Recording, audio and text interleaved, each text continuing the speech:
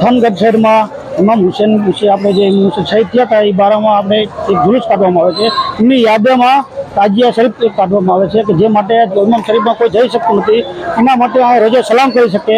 બીજું કે આપણે 9મા ચાંદે પડમાં રાખીએ છીએ અને 10મા ચાંદે આસુરાનો કહેવાય છે. જે 10મા ચાંદે આપણે આતા મુજબ જૂના ભરવાડવાસ થઈને મેન બજાર થઈને રેલવે ફાટક પાસે આપણે વિસર્જન થાય છે.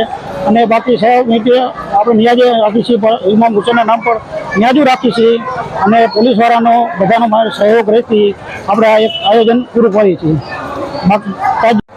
अस्सलाम वालेकुम। हमें थानगढ़ रईस मोहम्मद रफीक अब्दुल भाई सिंधी। रात हमें ताजिया की शुरुआत करी थी। हमारे हिंदू मुस्लिम एकता कौम थी। रात तो अमरा शांतिपूर्वक उजवाई गयो।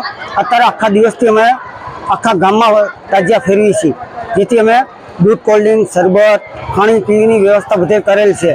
बराबर एमां अमरा पुलिसवाळानो पत्रकारनो बधानो साथ आपेल है।